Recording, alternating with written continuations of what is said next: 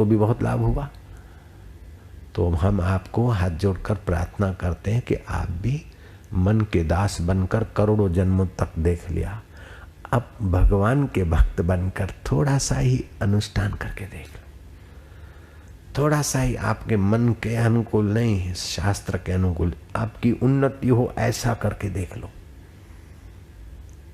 आपको बहुत भारी लाभ होगा। आज तक नहीं हुआ ऐसा भारी लाभ होगा। दुनिया के सेठ, शाहूकार, नेता, मिनिस्टर अथवा इंद्रदेव जितना नहीं दे सकता, उतना इस प्रयोग से आपको मिल सकता है। आप ठान लो। क्या ठान ले बाबा? चलो हम आज आपकी बात मानते। आप ठान लो कि मरता है शरीर, मैं नहीं मरने वाला हूं, तो मैं जीवात्मा हूं और सनातन हूं, भगवान का हूं, इतना ठान लो। मैं ये शरीर नहीं हूं, तो मैं कौन हूं उसको खोजूंगा। जयराम जी की। मैं अमर हूं, सुख स्वरूप हूं, शाश्वत हूं, ये तो मैंने सुना है, लेकिन इसका अनुभव करूंगा। इतना ठान लो। तो अनुभव करेगा तो क्या करेगा? भगवान के रास्ते का अनुभव करेगा तो मैं आपको साधक बने। किसी पर लक्ष्य को साधना है तो आप साधक है। तो आप अपने को संसारी मत मानो, मैं साधक हूं, तो लक्ष्य आपका साध्य है, साधना आपका लक्ष्य। जैसे कोई अपने को सिपाही मानता है, ट्रैफिक इंस्पेक्टर मानता है, तो ट्रैफिक नियंत्रण उसका कर्तव्य हो जाता है। कोई अपने को क्लर्क मानता है तो कारकुनी करना उसका कर्तव्य हो जाता है।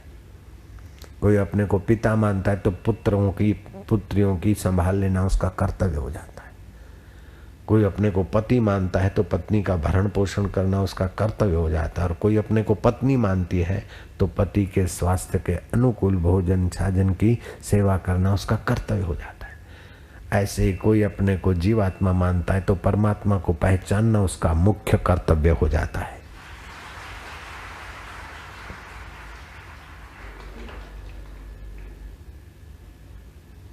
ये शरीर का है कर्तव्य, खाना पीना लेना देना, ये सामाजिक ढंग से कर्तव्य शरीर के संबंधों का।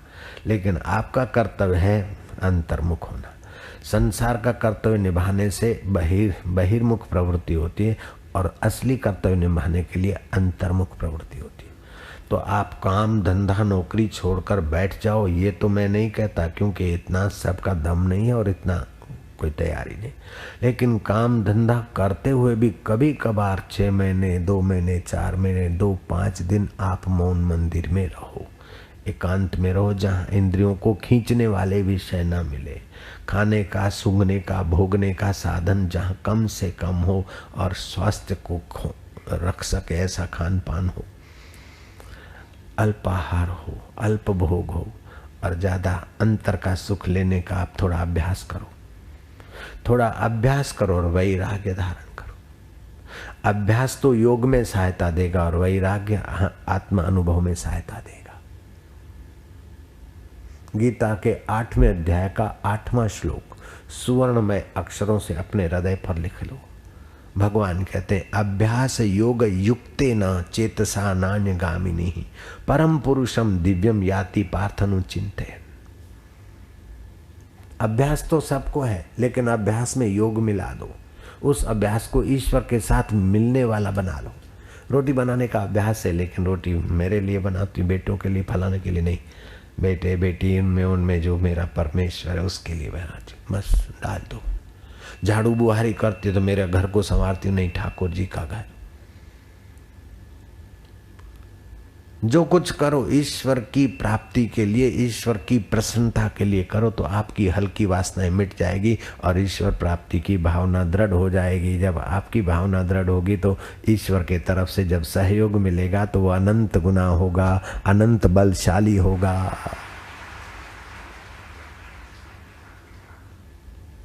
आप 4 कदम चलो, वो 40 कदम चल रहेगा। विल फाइंड ए वे, जहां चाह वहां रहा। आप गहने गांठे दुकान मकान फैक्ट्री को चाहते तो वो अभागे आपको नहीं चाहते, लेकिन आप ईश्वर को चाहो तो ईश्वर आपको चाहने लगेगा। आप मित्र को चाहते तो मित्र आपको चाहता है, क्योंकि चेतन है। हमारा मन बेवकूफ ये करता है कि जड़ को चाहता है त्रिपुटी द्वारा सुख। भले पूजा करते, पाठ करते, ये करते, लेकिन मेरा धंधा अच्छा चले, मेरा बेटा ठीक हो जाए, मैं पास हो जाऊं, मेरा प्रमोशन हो जाए, मेरा ये हो जाए। ये त्रिपुटी जन्य ही संवारने में खप जाती है आपकी साधना। और ये कुछ मिल गया तो फिर क्या, दूसरे लोग भोग के मर रहे हैं, वैसे अपने भोग के मरो और क्या। लेकिन भोगने की वासना बनी रही, फिर वही किसी के गर्भ में लटको। पुण्य का फल भोग के फिर गिरो, पाप का फल भोग कर फिर आओ। दुखों का अंत नहीं होगा। अब जैसी परिस्थिति है ठीक, लेकिन मेरे को तो परमात्मा सुख पाना है। तो मन को वश करने के लिए पहले के जमाने में लोग यात्रा करने जाते, और यात्रा में पंडित बोलता आपकी प्रिय वस्तु क्या है? बोले मेरी प्रिय वस्तु है, मैं तो ब्राह्मण हूँ, लड्डू प्रिय है। चलो छोड़ो 6 महीने के लिए। तो जहां मन लोलुपता करता है उस चीज का त्याग करो। जयराम जी की तो बाबा जी की तो ये अहंता कैसे मिटे कि दूसरे का हक न छीनो। हक छीनते, हक छीनकर भी सुख लेना चाहते, वो सुख दुख देता है। कबीरा आप ठगाइए और न ठगिए कोई। बुद्धिमान लोगों को ये आसान हो जाएगा। आप ठगे सुख उपजे और ठगे दुख होई। पराया हक छीनकर सुखी होने की तो लालच है, और क्या है। पराया हक नहीं छीनो तो वो सुखी होने के साधन नपे तुले हो जाएंगे, आप अंदर सुख पाने में सफल हो जाओगे। किसी से मजदूरी करवाते हो तो उसकी मजदूरी है उतना उसको दो, थोड़ा सा ज्यादा दे दो, हृदय का सुख उभरेगा। करके देखो।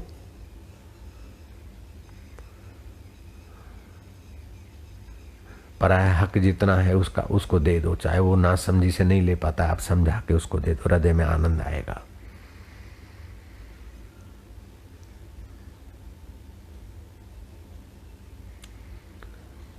आप अहंता में परिवर्तन कर दो। मैं फलाना हूं, फलाना हूं, फलाना हूं, ये नहीं, मैं ईश्वर का हूं, ईश्वर मेरे है। मैं अमर जीवात्मा हूं और परमात्मा और आत्मा अमर है, शरीर मरने वाला है। ये अहंता में परिवर्तन कर दो, ममता में परिवर्तन हो जाएगा। राग पूर्वक जिस विषयों को, धन को संभालते वही दुख देते हैं। राग निकाल दो। धन में खूब राग है तो दान करना शुरू कर दो। काम विकार में राग है तो मरे हुए मुर्दे को देखो, अथवा मन से चमड़ा हटाकर शरीर को देखो, अपने को या जिसके प्रति है उसको। जहां जहां राग है, जैसे कढ़ी में राग था तो बाबा ने वहां से राग निकाला तो भगवान में मन लग गया। रागो लिंगम अबोधस्य, जो अज्ञानी मूड है उसकी पहचान है कि इसके सूक्ष्म शरीर का राग नश्वर में है।